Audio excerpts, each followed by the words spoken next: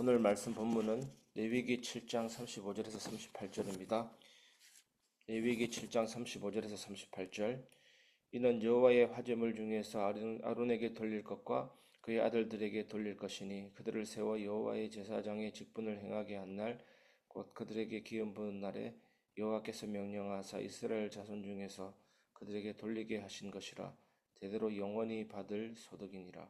이는 번제와 소제와 속죄제와 속건제와 위임식과 화목제의 규례라. 여호와께서 시내 광야에서 이스라엘 자손에게 그 예물을 여호와께 드리라 명령하신 날에 시내산에서 이같이 모세에게 명령하였더라. 아멘. 예수님의 은혜에 응답하는 제사장 같은 삶이라는 제목으로 말씀을 나누겠습니다. 오늘 본문은 제사장 직분을 맡은 아론과 그의 아들들에게 주어지는 영원한 소득, 곧 하나님께 드려진 제물 중에 일부를 그들에게 돌리는 규례를 말씀하고 있습니다. 이 모든 것은 단순히 직업적인 보상이 아니라 하나님의 은혜에 대한 응답으로서 주어진 것입니다. 이 말씀은 구약의 제사장을 통해 우리에게 허락된 왕같은 제사장의 정체성과 삶의 태도를 가르쳐 줍니다. 예수 그리스도께서 십자가에서 완전한 제물이 되심으로 우리 모두를 거룩한 제사장으로 세우셨습니다. 오늘 우리는 이 말씀을 통해 예수님의 은혜에 어떻게 응답하며 살아갈 것인가, 그 응답이 우리 삶에서 어떤 치유와 회복을 가져오는가, 어떻게 교회 공동체 안에서 제사장 같은 헌신으로 살아갈 수 있는가, 이 세 가지 질문에 함께 생각해 보면서 은혜를 받고자 합니다. 첫 번째, 예수 그리스도의 은혜는 우리를 제사장으로 세우셨습니다. 본문 35절에서 36절을 보면 아론과 그의 아들들이 여호와의 제사장 직분을 행하게 되었다라고 말하고 있습니다. 그런데 이 직분은 그들의 자격이 있어서가 아니라 기름 부으심으로 하나님의 선택과 명령으로 세워졌습니다. 신약에서 보면 베드로전서 2장 9절에서 이렇게 말하고 있지 않습니까? 그러나 너희는 택하신 족속이요 왕같은 제사장들이요. 우리는 예수님의 보혈로 모두가 제사장이 되었습니다. 우리는 더 이상 구경꾼이 아닙니다. 예배당 한쪽에 앉아 관람하는 관객이 아닙니다. 하나님의 임재를 향해 나아가는 제사장들입니다. 그래서 예배의 주체가 바뀌어야 합니다. 예배는 목사님이 드리고 성도는 받는 공연이 아닙니다. 성도 한 사람 한 사람이 예수님 안에서 제사장이 되어서 하나님 앞에 나아가는 것입니다. 주일 예배, 금요기도회, 수요예배, 새벽예배, 여러분은 제사장입니까? 관객입니까? 이 부분에 대해서 분명히 하는 오늘 말씀이 되기를 바랍니다. 두 번째, 은혜는 응답을 요구합니다. 예물은 헌신의 표현입니다. 본문 37절을 보면 이는 번제와 소제와 속죄제와 속건제와 위임식과 화목제의 규례라. 6가지 제사는 각기 다른 의미를 가졌지만 공통점은 하나님께 드림입니다. 그래서 예배는 하나님께 드림이죠. 구약의 제사가 신약의 예배로 완성됐다면 제사가 드림이면 예배는 더더욱 드림입니다. 받는 시간이 아닙니다.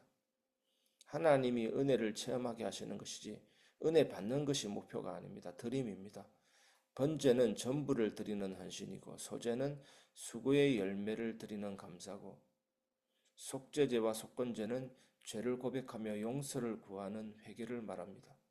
위임식은 하나님의 부르심에 대한 응답입니다. 화목제는 하나님과의 화평과 기쁨을 누리는 교제입니다. 그래서 오늘날에 우리의 드리는 예배는 번제, 소제, 속죄제, 속건제, 위임식, 화목제 다 들어 있습니다. 우리는 하나님께 드리는 헌신으로 나아가야 될 줄 믿습니다. 우리가 예수님의 은혜를 입었다면 삶의 자리가 응답이 되고 예배가 되어야 하는 것입니다. 기도는 드림입니다. 헌금은 응답에 대한 반응입니다. 응답입니다. 섬김은 감사의 표현입니다. 공동체 안에서 누군가를 품는 것도 은혜에 대한 헌신입니다. 오늘 여러분들에게 이 축복이 있기를 주님의 이름으로 축원합니다. 사랑하는 성도 여러분, 한번 생각해 보십시오. 내 삶에 드림이 있는가? 예배가 마음에서 흘러나오고 있는가를 점검해 보시기 바랍니다. 세 번째, 은혜는 공동체를 살리고 치유하게 합니다. 본문 38절은 시내산에서의 계시와 공동체를 향한 명령을 언급합니다. 이같이 모세에게 명령하셨더라. 하나님의 명령은 개인의 유익이 아니라 공동체의 회복과 질서를 위한 것입니다. 예수님께서 우리를 위해 드려진 제물이 되셨기 때문에 그 피는 개인의 구원을 넘어 교회를 세우는 피가 되셨습니다. 오늘도 우리가 제사장으로 헌신할 때 가정이 살아납니다.